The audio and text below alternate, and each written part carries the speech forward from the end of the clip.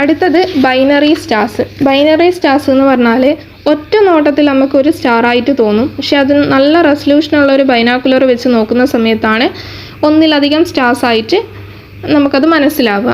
അപ്പം ബൈനറി എന്ന് പറയുന്നത് കൊണ്ട് തന്നെ അറിയാം ഒന്നിലധികം, അതാണ് ഉദ്ദേശിക്കുന്നത്. അപ്പോൾ ഒറ്റ നോട്ടത്തിൽ ഒരു സ്റ്റാറായിട്ട് തോന്നുമെങ്കിലും അതിലെന്തുണ്ടാവും, ഒന്നിലധികം സ്റ്റാർസ് ഉണ്ടാവും. അപ്പോൾ ഇവരുടെ ഒരു പ്രത്യേകത എന്ന് പറഞ്ഞാൽ ഇവർ റിവോൾവ് ചെയ്യുന്നത് കോമൺ സെൻറ്റർ ഓഫ് മാസിലും കോമൺ പീരീഡിലും ആയിരിക്കും. ഇനി ഒരു 4 ടൈപ്പ് പറയുന്നുണ്ട്. അതിൽ ഫസ്റ്റ് വണ്ണാണ് സ്പെക്ട്രോസ്കോപ്പിക് ബൈനറി. ഇത് ലാർജ് ടെലസ്കോപ്പ് വെച്ചിട്ടൊന്നും നമുക്ക് എന്ത് ചെയ്യാൻ പറ്റൂല, ഇവരെ അനലൈസ് ചെയ്യാൻ പറ്റൂല. അതായത് രണ്ടെണ്ണമായിട്ട് കാണിക്കുന്നുണ്ടെങ്കിൽ ലാർജ് ടെലസ്കോപ്പ് വെച്ചാലൊന്നും കാണൂല. നമ്മൾ ഇവരെ രണ്ടെണ്ണമായിട്ട് മനസ്സിലാക്കുന്നത് ഇവരുടെ സ്പെക്ട്രം അനലൈസ് ചെയ്തിട്ടാണ്. ഇനി രണ്ടാമത്തതാണ് എക്ലിപ്സിങ് ബൈനറീസ്. അതെന്ന് വെച്ചാൽ ഒരു ബൈനറി, ഒരു സ്റ്റാർ മറ്റൊരു സ്റ്റാറിൻ്റെ ഫ്രണ്ടിലൂടെ എന്ത് ചെയ്യും, റിവോൾവ് ചെയ്യും. ഒരു സ്റ്റാർ മറ്റൊരു സ്റ്റാറിൻ്റെ ഫ്രണ്ടിലൂടെയാണ് റിവോൾവ് ചെയ്യുക. എക്സാമ്പിൾ ഇതിൽ പറഞ്ഞിട്ടുണ്ട് എഗോള്. പിന്നെ മൂന്നാമത്തെ വരുന്നതാണ് ആസ്ട്രോമെട്രിക് ബൈനറീസ്. ഇതെന്ന് വെച്ചാൽ ഇവർ രണ്ടും വളരെ ചെറുതായിരിക്കും. ഈ ബൈനറി സ്റ്റാർ ആസ്ട്രോമെട്രിക് ആണെങ്കിൽ അതിൽ രണ്ടും വളരെ ചെറുതായിരിക്കും. ഇവരുടെ ഡിസ്റ്റിങ്വിഷ് ചെയ്യാൻ നല്ല പ്രയാസമാണ്. അവരെ ഡിസ്റ്റിങ്വിഷ് ചെയ്യാൻ നമ്മൾ ഉപയോഗിക്കുന്നത് ഗ്രാവിറ്റേഷണൽ എഫക്റ്റ് ആണ്. അതായത് രണ്ടിൻ്റെയും ഗ്രാവിറ്റേഷണൽ എഫക്റ്റ് വെച്ചിട്ടാണ് നമ്മളതിനെ മനസ്സിലാക്കുന്നത്, രണ്ടെണ്ണമാണ് എന്നുള്ളത് മനസ്സിലാക്കുന്നത്. ഇനി അടുത്തതാണ് വിഷ്വൽ ബൈനറീസ്. വിഷ്വൽ ബൈനറീസ് എന്ന് പറഞ്ഞാൽ നമ്മൾ സാധാ യൂസ് ചെയ്യുന്ന ഒപ്റ്റിക്കൽ ടെലസ്കോപ്പ് വെച്ചിട്ടൊക്കെ നമുക്ക് എന്ത് ചെയ്യാൻ പറ്റും, അവരെ കാണാൻ പറ്റും. അവർക്ക് സഫിഷ്യൻ്റ്ലി അവർ സെപ്പറേറ്റ് ചെയ്തിട്ടാണ് ഉണ്ടാകുക. രണ്ടെണ്ണെന്ന് നോക്കിയാൽ തന്നെ രണ്ടെണ്ണെന്ന് പറയാൻ പറ്റും. അതിൽ ഒന്ന് ബ്രൈറ്റ് ആയിരിക്കും, ഒന്ന് ഫെയിൻ്റ് ആയിരിക്കും. ആ ബ്രൈറ്റ് ആയിട്ടിരിക്കുന്ന സ്റ്റാറിനെ നമ്മൾ പ്രൈമറി സ്റ്റാർ എന്ന് വിളിക്കും. ഇനി ഫെയിൻ്റ് ആയിട്ടിരിക്കുന്ന ഒരു നിറം കുറഞ്ഞതിൻ്റോട്ടിരിക്കുന്ന ആ ഒരു സ്റ്റാറിനെ നമ്മൾ സെക്കൻഡറി സ്റ്റാർ അല്ലെങ്കിൽ കമ്പാനിയൻ സ്റ്റാർ എന്ന് വിളിക്കും. അപ്പോൾ ഈ ബൈനറി സ്റ്റാർസ് എന്ന് പറയുന്നത് ചോദിച്ചിട്ടുണ്ട്, 5 മാർക്സിൻ്റെ സെക്ഷനിൽ ചോദിച്ചതാണ്, ഇമ്പോർട്ടൻ്റ് ടോപ്പിക്കാണ്. Red giant stars. Red giant stars എന്ന് പറഞ്ഞാൽ ഈ സ്റ്റാറിൻ്റെ കോറിൽ കുറേ ഹൈഡ്രജൻ ഉണ്ട്. ആ കോറിലുള്ള ഹൈഡ്രജനൊക്കെ എന്താവും, ഫ്യൂസ് ചെയ്തിട്ട് ഹീലിയായിട്ട് മാറും.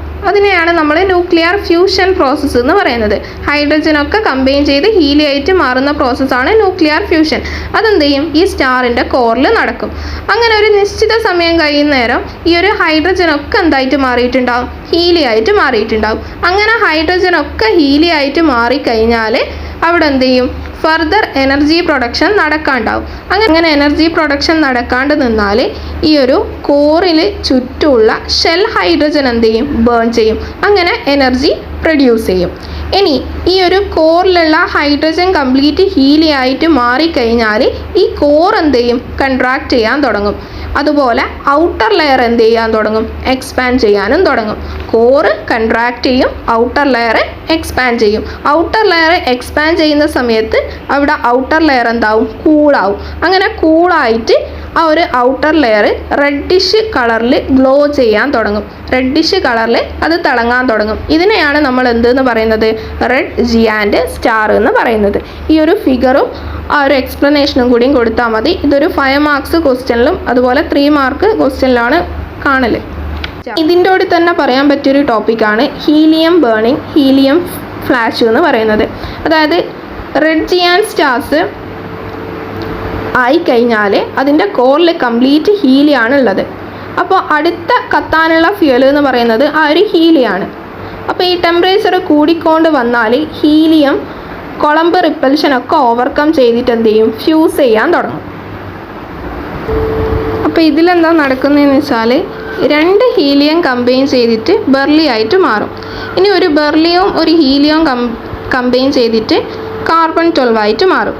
ഇനി കാർബണും ഒരു ഹീലിയവും കമ്പൈൻ ചെയ്തിട്ട് ഓക്സിജൻ ആയിട്ട് മാറും. ഈ ഒരു പ്രോസസ്സ് നമ്മൾ ട്രിപ്പിൾ ആൽഫ പ്രോസസ്സ് എന്നാണ് പറയാം. ഇപ്പം റെഡ് ജിയാൻ സ്റ്റാർസ് ചോദിച്ചു കഴിഞ്ഞാൽ ഇത്രയും ഭാഗങ്ങൾ എഴുതാം. അടുത്തത് വരുന്നത് പൾസേറ്റിംഗ് സ്റ്റാർസ് ആണ്. പൾസേറ്റിംഗ് സ്റ്റാർസ് എന്ന് വെച്ചാൽ ഒരു റെഗുലർ ഇൻ്റർവെല്ലിൽ കണ്ടിന്യൂസ് ആയിട്ട് എക്സ്പാൻഷനും കൺട്രാക്ഷനും നടക്കുന്ന സ്റ്റാർസിനെയാണ് നമ്മൾ പൾസേറ്റിംഗ് സ്റ്റാർസ് എന്ന് വിളിക്കുന്നത്. ഇവർ ഇങ്ങനെ പൾസേറ്റ് ചെയ്യാനുള്ള കാരണം ആ സ്റ്റാറിൽ നിന്ന് എനർജി പുറത്തേക്ക് വരുന്നതുകൊണ്ടാണ്. ഇനി ഈ ഒരു പൾസേറ്റിംഗ് സ്റ്റാർസിൻ്റെ ഉള്ളിൽ ഒരു പ്രഷർ ഉണ്ടാവും, അതുപോലെ പുറത്ത് ഗ്രാവിറ്റീൻ്റെ ഒരു എഫക്റ്റും ഉണ്ട്.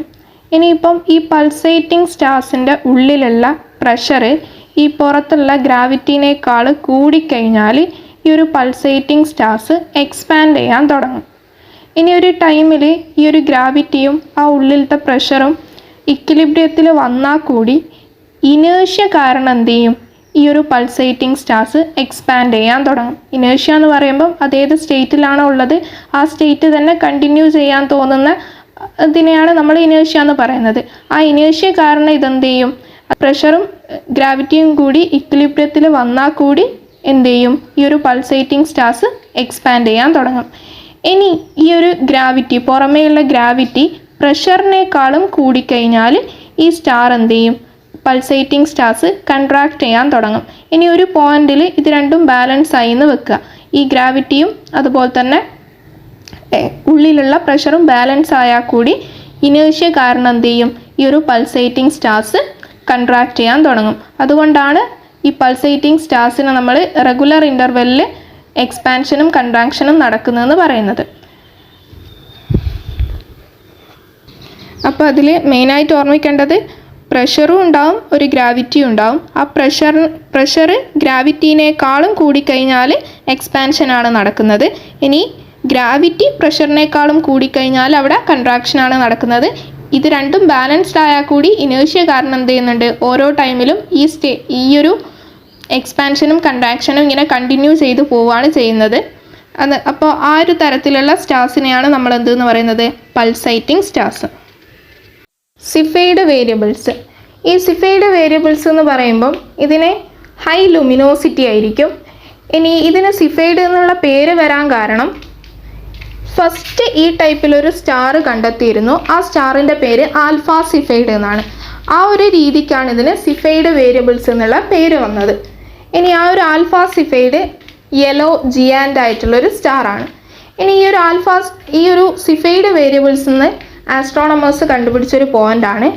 ഈ സ്റ്റാറിൻ്റെ സൈസ് കുറയുന്ന സമയത്ത് അതിൻ്റെ ലുമിനോസിറ്റിയും ടെമ്പറേച്ചറും മാക്സിമം ആയിരിക്കും. അതായത് സൈസ് കുറയുമ്പോൾ ലുമിനോസിറ്റിയും ടെമ്പറേച്ചറും കൂടും. ഇനി ഇതിന് വളരെ ലുമിനസ് ഉള്ളത് കൊണ്ട് തന്നെ നമുക്ക് വളരെ ഡിസ്റ്റൻസിൽ നിന്ന് എന്ത് ചെയ്യാൻ പറ്റും, ഇതിനെ കാണാൻ പറ്റും. ദെൻ ഇതിലുള്ളൊരു വേറൊരു പോയിന്റ് വരുന്നതാണ് correlation between pulsation period and luminosity is called period luminosity relationship. ഇനി ഒരു സ്റ്റാർ സിഫൈഡ് ആണെങ്കിൽ അതിൻ്റെ പീരീഡ് നമുക്ക് മെഷർ ചെയ്ത് കഴിഞ്ഞാൽ ആ പീരീഡിൽ നിന്ന് നമുക്ക് എന്ത് ചെയ്യാൻ പറ്റും, ലുമിനോസിറ്റി കണ്ടുപിടിക്കാൻ പറ്റും. ആ ഒരു സ്റ്റാറിൻ്റെ ലുമിനോസിറ്റി കണ്ടുപിടിക്കാൻ പറ്റും. ഇനി ആ സ്റ്റാറിൻ്റെ ലുമിനോസിറ്റി കണ്ടുപിടിച്ച് കഴിഞ്ഞാൽ അതിൽ നിന്ന് നമുക്ക് ആ സ്റ്റാറിൻ്റെ അപ്പാരൻറ്റ് മാഗ്നിറ്റ്യൂഡ് കണ്ടുപിടിക്കാൻ പറ്റും. ഇനി അപ്പാരൻറ്റ് മാഗ്നിറ്റ്യൂഡ് കണ്ടുപിടിച്ച് കഴിഞ്ഞാൽ ആ സ്റ്റാർ എത്ര ഡിസ്റ്റൻസിലാണ് ഉള്ളത് എന്നുള്ളത് എന്ത് ചെയ്യാൻ പറ്റും, നമുക്ക് കാൽക്കുലേറ്റ് ചെയ്യാൻ പറ്റും.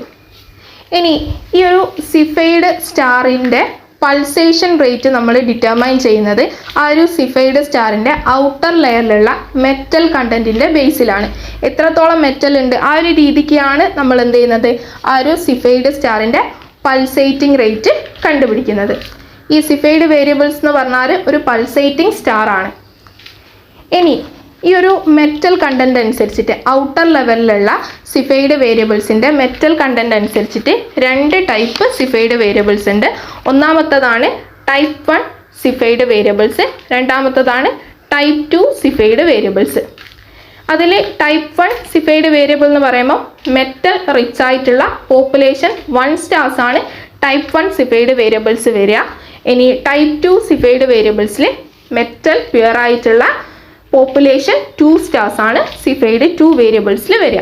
ഇനി അതിനൊരു ഗ്രാഫ് അവിടെ വരച്ചിട്ടുണ്ട്, ലുമിനോസിറ്റിയും പീരീഡും ഉള്ളത് ടൈപ്പ് 1 സിഫൈഡും ടൈപ്പ് 2 സിഫൈഡും കാണിച്ചിട്ടുള്ളത്. അത് ജസ്റ്റ് ഒന്ന് നോക്കുക. ഇത്രയാണ് സിഫൈഡ് വേരിയബിൾസ് ചോദിച്ചു കഴിഞ്ഞാൽ എഴുതേണ്ടത്. സിമ്പിളായിട്ടുള്ള ഒരു 2-3 പോയിന്റ്സ് ഓർമ്മിച്ച് വെച്ച് കഴിഞ്ഞാൽ ഇത് എഴുതാൻ പറ്റും. 5 മാർക്കിന് അധികം ചോദിക്കുന്ന ഒരു ക്വസ്റ്റ്യൻ ആണിത്. അടുത്തത് അസിംപ്റ്റോട്ടിക് ജിയാൻഡ് ബ്രാഞ്ച്. ഇതെന്ന് വെച്ചാൽ ഈ കോറിൽ കുറേ ഉണ്ടായിരുന്നത് ഹൈഡ്രജനാണ് തുടക്കത്തിൽ. അപ്പോൾ ഈ ഹൈഡ്രജൻ എന്ത് ചെയ്യും, ന്യൂക്ലിയർ ഫ്യൂഷൻ കാരണം കമ്പൈൻ ചെയ്തിട്ട് ഹീലിയായിട്ട് മാറും. ഇനി ഒരു 100 മില്യൺ ഇയേഴ്സൊക്കെ കഴിഞ്ഞാൽ ഈ ഒരു ഹീലിയം എന്താവും? ട്രിപ്പിൾ ആൽഫ പ്രോസസ്സ് പ്രകാരം കാർബണും ഓക്സിജനുമായിട്ട് മാറും. അതായത് ട്രിപ്പിൾ ആൽഫ പ്രോസസ്സ് എന്ന് പറയുമ്പം 2 ഹീലിയം ചേർന്നിട്ട് ഒരു ബെർലിയാവും, ഒരു ബെർലിയം ഒരു ഹീലിയം ചേർന്നിട്ട് കാർബണും ഗാമാ റേയും ഉണ്ടാവും, ഒരു കാർബണും ഹീലിയവും ചേർന്നിട്ട് ഓക്സിജനും ഗാമാ റേയും ഉണ്ടാവും. അപ്പോൾ ഈ ഒരു ട്രിപ്പിൾ ആൽഫ പ്രോസസ്സ് കാരണം ഹീലിയം മൊത്തം പോയിട്ട് അവിടെ എന്ത് മാത്രമാവും? കാർബണും ഓക്സിജനും മാത്രമാവും. ഈ ഒരു കോർ പോർഷനിൽ കാർബണും ഓക്സിജനും മാത്രമാവും. ആ ഒരു സമയത്ത് ഈ സ്റ്റാർ സെക്കൻഡ് റെഡ് ജിയാൻഡ് റീജിയന് കടക്കും. അങ്ങനെ ആ ഒരു ഫേസിനെ പറയുന്ന പേരാണ് അസിംപ്റ്റോട്ടിക് ജിയാൻഡ് ഫേസ് എന്ന് പറയുന്നത്. ആ ഒരു ഫേസിലുള്ള സ്റ്റാർസിനെ പറയുന്ന പേരാണ് അസിംപ്റ്റോട്ടിക് ജിയാൻഡ് സ്റ്റാർസ്. ഇനി ഈ ഒരു അസിംപ്റ്റോട്ടിക് ജിയാൻഡ് ഫേസിൽ നിൽക്കുന്ന സ്റ്റാർസിന് നല്ല ലുമിനസ് ആയിട്ടുള്ള സ്റ്റാർസ് ആയിരിക്കും. അപ്പോൾ ഇങ്ങനെ ലുമിനോസിറ്റി കൂടിക്കഴിഞ്ഞാൽ അത് പിന്നെ സ്റ്റാർസ് എന്ത് ചെയ്യും? അതിന് ഡെഡ് ആവാൻ തുടങ്ങും. ഇതാണ് അസിംപ്റ്റോട്ടിക് ജിയാൻഡ് ബ്രാഞ്ച്. ഇതൊരു 5 മാർക്ക് സെക്ഷനിൽ ചോദിക്കുന്ന ക്വസ്റ്റ്യനാണ്. ഈ സിഫൈഡ് വേരിയബിൾസിൻ്റെ ഗ്രാഫ് അതിൽ ഇൻക്ലൂഡ് ചെയ്യാൻ വിട്ടുപോയിട്ടുണ്ടായിരുന്നു. ഇതാണ് സിഫൈഡ് വേരിയബിൾസിൻ്റെ ഗ്രാഫ് വരുന്നത്. ലുമിനോസിറ്റി y ആക്സിസിലും x ആക്സിസിലും പീരീഡുമാണ് എടുക്കുന്നത്. അതിൽ ടൈപ്പ് 1 സിഫൈഡും കാണിച്ചിട്ടുണ്ട്, ടൈപ്പ് 2 സിഫൈഡും കാണിച്ചിട്ടുണ്ട്. ഈ ഒരു ഗ്രാഫ് സിഫൈഡ് വേരിയബിൾസ് വന്നു കഴിഞ്ഞാൽ അതിൽ വരക്കണം.